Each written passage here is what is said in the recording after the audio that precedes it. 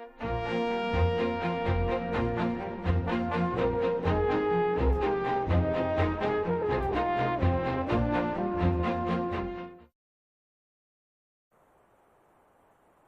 evening.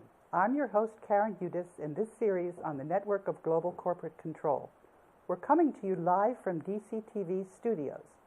Today's segment is the anniversary of our series, and let's give a shout out to Carmen Stanley, studio producer and director, Mo Jackson, audio and prompter, and Mark Wesley, floor director.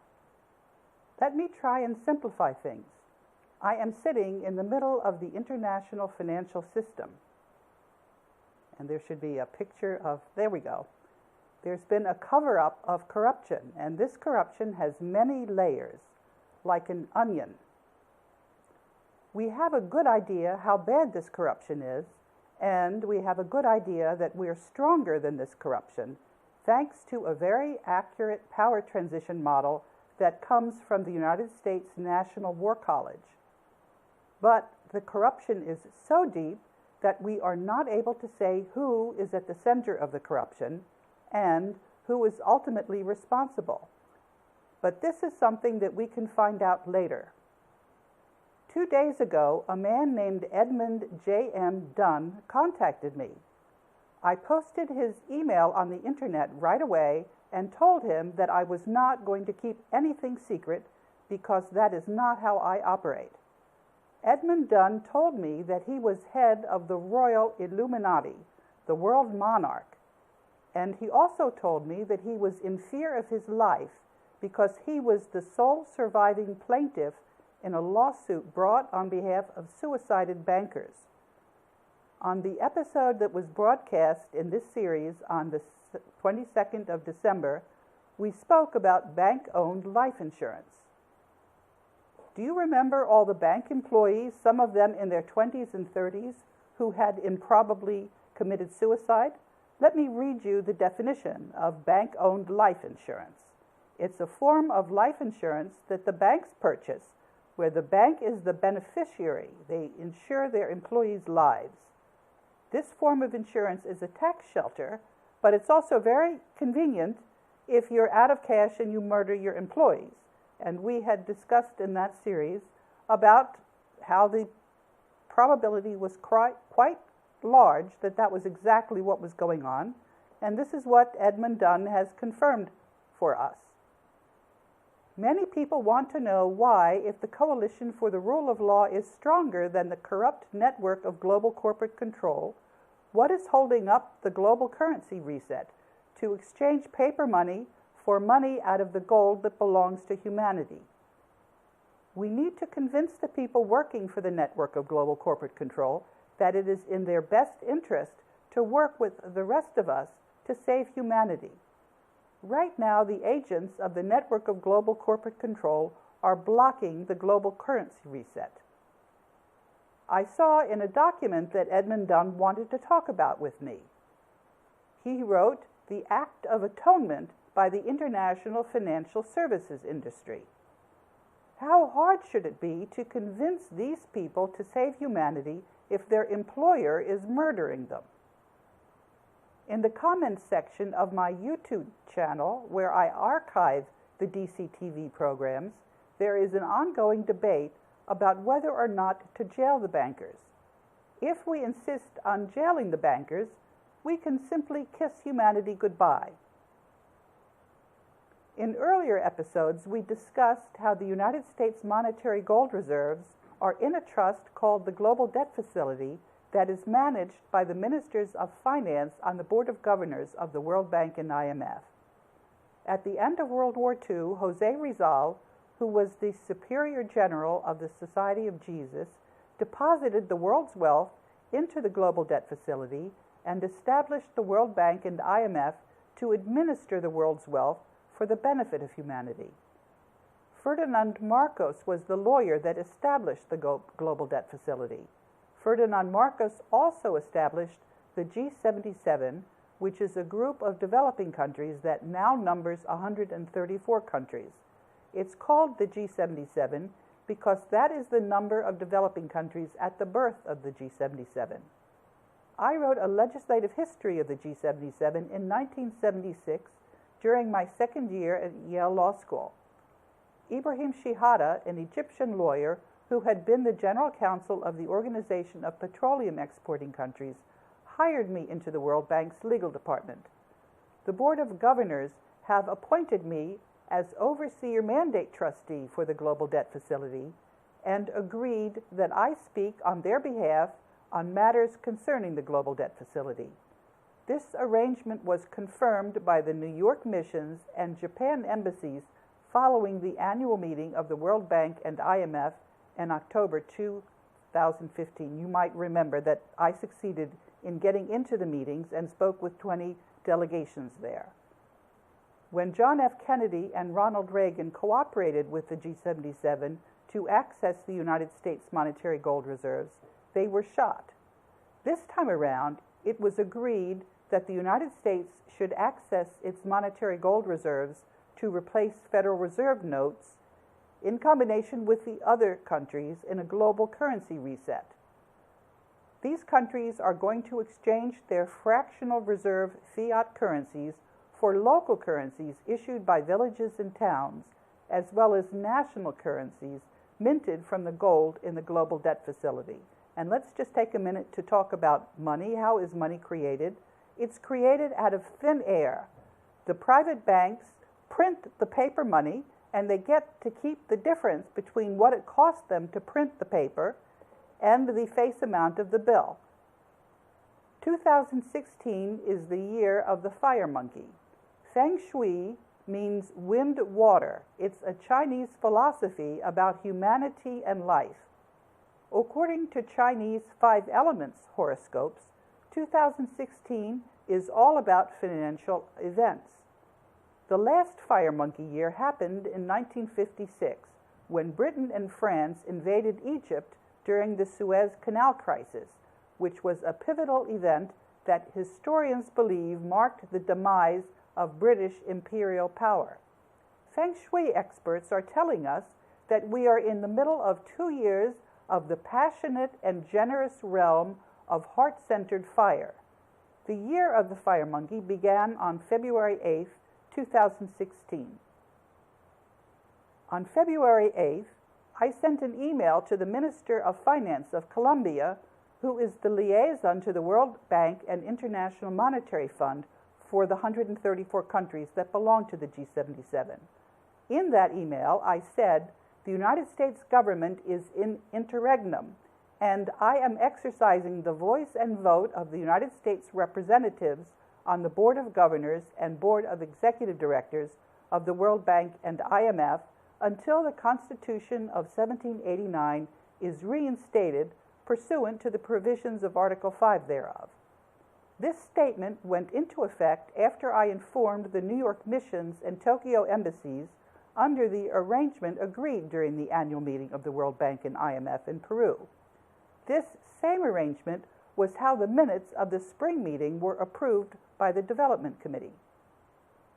Last weekend, after sending a letter to the 25 countries on the Development Committee and confirming the minutes of the Development Committee, I announced the global currency reset to exchange that scam called fractional reserve fiat currencies for currencies minted out of the world's international monetary gold reserves, and for local currencies that are going to be issued by villages and towns. In a previous segment, we described some of the villages and towns that already have their local currencies, including the Bristol currency, and in the United States, there's a community in the Berkshires that issue currencies called Berkshires.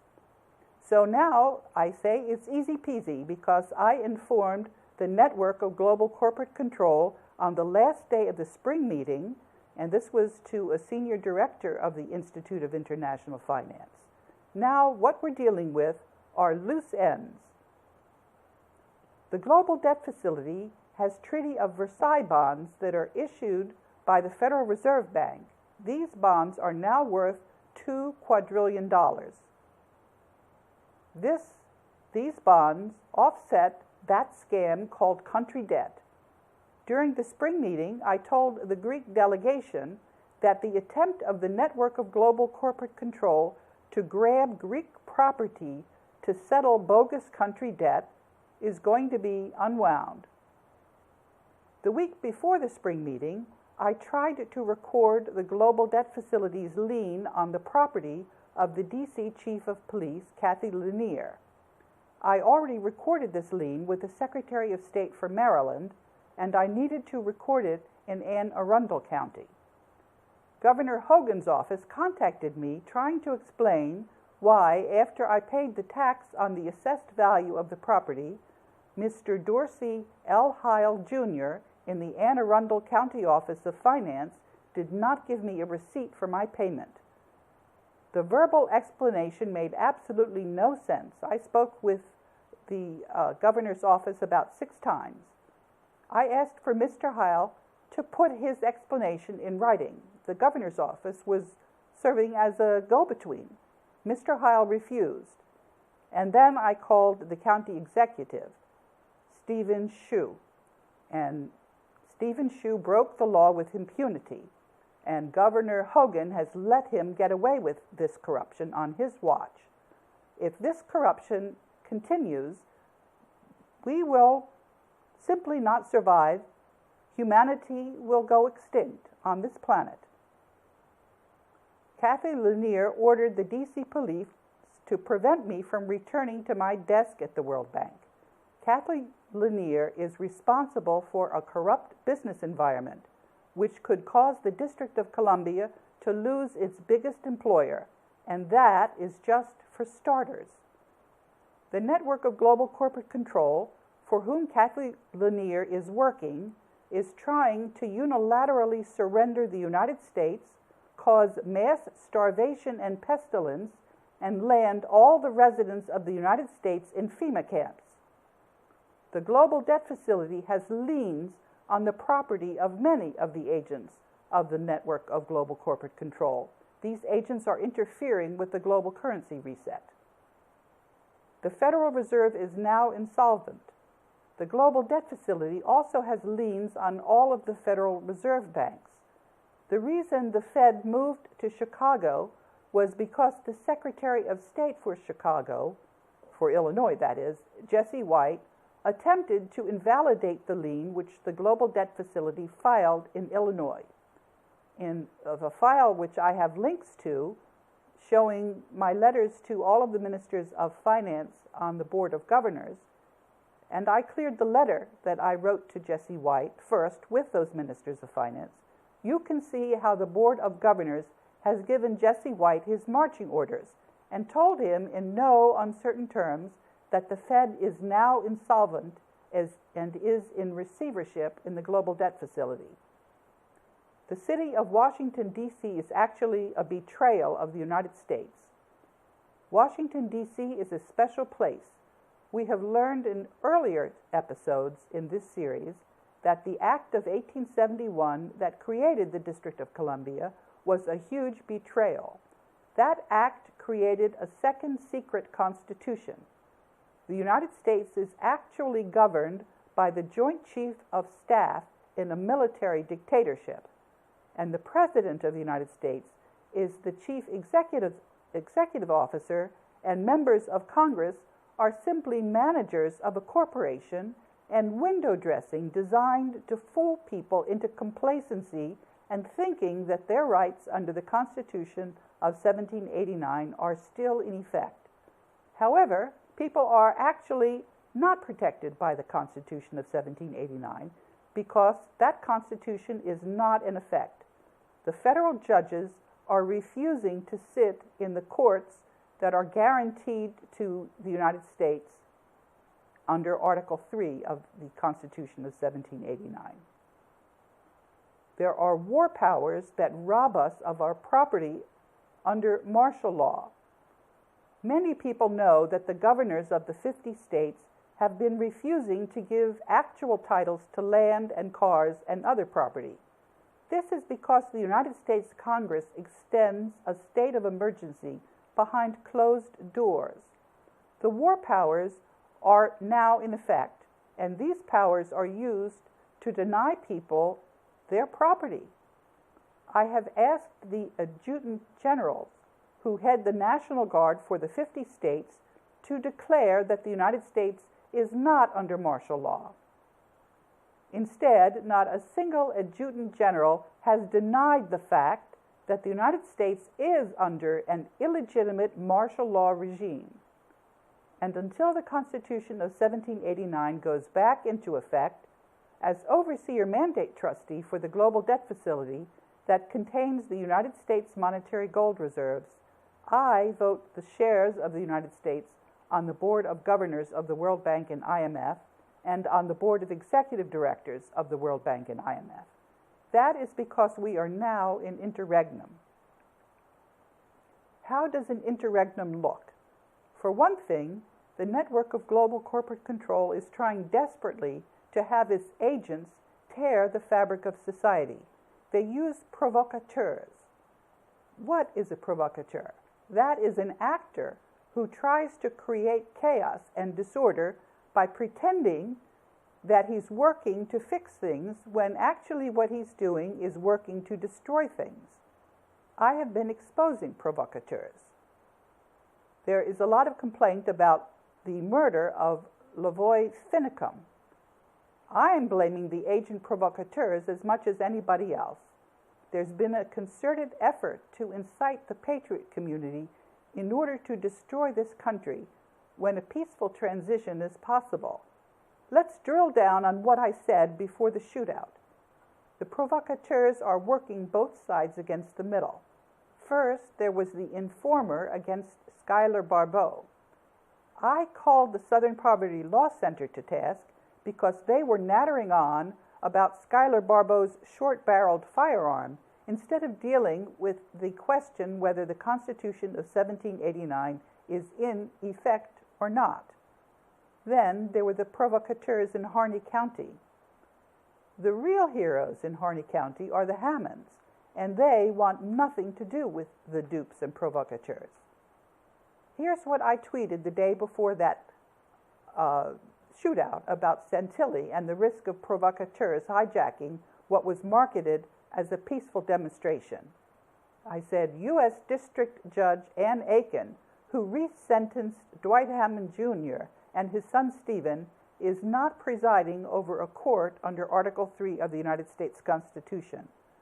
Under the global currency reset, the people are going to put the 1789 Constitution back into effect and end martial law using Article 5 of the Constitution. The Hammonds' sentence will be commuted as soon as possible, and other people who did not harm anyone and were falsely imprisoned in private jails, which are nothing more than a modern-day slavery system, should also expect to get their freedom restored. What we have is a disconnect between reality and a facade of normalcy. All of the secretaries of state of the 50 states know that there is a huge disconnect between reality and what is actually going on. The first thing that we have to do in the global currency reset is to align reality with the false theater that the network of global corporate control is manipulating its agents to act out on the world stage. The hard work in the global currency reset is to help people understand how true it is that all the world is a stage. Behind this facade of normalcy is the network of global corporate control that has bribed and threatened and sometimes murdered the people in secret societies so that they play along with the script. And you can see from the correspondence that some of the people, the ones even in the most lofty positions, they're terrorized and they're murdered. The network of global corporate control is a huge mega conglomerate that prints paper money with which to pay these bribes and to enslave the rest of us. We have learned how at the end of World War II, a very special man named Jose Rizal went into the very center of this network of global corporate control. He became the superior general of the Society of Jesus. He shipped the world's gold to the Philippines, and then, in the last years of World War II, he shipped the gold to Singapore and had it melted into ingots that were stamped with the name of the Global Debt Facility. And then Rizal had his lawyer, Ferdinand Marcos, draw up all the papers, and they put this wealth into hiding for 50 years and created a huge co-op with all the countries of the world, so that at the end of this 50-year period, there would be no fighting over the world's wealth. The power transition model has told us about a coalition that is stronger than the network of global corporate control. It is this coalition, the Board of Governors of the World Bank and International Monetary Fund, that has asked me to act on their behalf as overseer mandate trustee of the Global Debt Facility. Once the mask has slipped from this masquerade, it cannot be put back into place. During the spring meetings, we got a very good indicator exactly how accurate the power transition model is. Who were the executive director offices that tried to have me admitted into the development committee meetings? The German, the Japanese, and also the Brazil executive director offices. There are also other indicators, as when the Board of Governors minutes deleted the paragraph congratulating Madame Lagarde for her reappointment. For my part, I told the executive directors that Madame Lagarde, Jim Kim, the World Bank General Counsel Anne-Marie Leroy, and the executive secretary of the Development Committee, Yvonne Tsikata, did not know how to interpret the World Bank's articles when she ignored the executive directors' offices of Japan, Brazil, and Germany, and refused to admit me to the spring meetings. The network of global corporate control did not succeed in stealing the world's patrimony during the 2016 spring meetings. Instead, what merely happened is that the Secretariat discredited itself by violating the Bretton Woods Articles of Agreement, pursuant to which the world's patrimony, that means the world's gold, gemstones, art treasures, this remains with the proper beneficiaries, the world's peoples. I have invalidated any and all attempts to disinherit the world's peoples as beneficiaries of the trust bequeathed to all of mankind as a gift of love. And now I've run out of teleprompter script. This is the part that I think most people are waiting for to see what else I'm going to say. I'd like to talk about, first of all, an email that I received from 110 indigenous tribes. They're called Datus in the Philippines. And let me read you from their letter. I'm Datu Intunda Salone of the National Tribal Elders of Datus in the Philippine Territory. And what he wrote was, he said he wanted to handle all of the decision-making for the world's peoples. He said since they're the elders and they're in the Philippines, that's what they should be entitled to do. And I wrote back to him. It was a very polite letter that he wrote. I wrote back to him and I said, I'm terribly sorry, but we're not going to be jumping around. We've already gotten arrangements. We have created the World Bank and IMF precisely to deal with these issues. They're the institutions that were created by Jose Rizal. And any group that thinks they're entitled to the world's gold, after 50 years, they're not entitled to the world's gold. I'm getting phone calls. I'm bombarded by phone calls. I got a phone call from somebody who wanted me to set up a special email account. He was in Switzerland. We've already seen what we have to say about Switzerland. That's where the CIA is located. And what he was claiming was that he was representing the Maori people, and the Maori people were refusing to relinquish their hold on the gold that was stolen from them. Well, all of the people in the world agreed in the bilateral mines field breakthrough successor agreement that they would drop the claims after 50 years. And that is what we're going by. We're not going to be wasting our time in fighting. We've got a co-op, and everybody agreed that the co-op is the organization that is going to be determining these things. And they are going to be determining these things. They have already decided that there will be a global currency reset to replace the paper money, and we're not going to be paying interest on country debt. That means 3 months out of the year, every year that people are working and paying income taxes, that's just a scam. The country debt is going to be extinguished, erased, and we're not going to have that problem again. That is a big progress. There's another item that I wanted to talk about, and that is that I'm constantly being criticized. That's a mild way to put it. Attacked is probably a more accurate way to put it, by people who are trying to discredit me.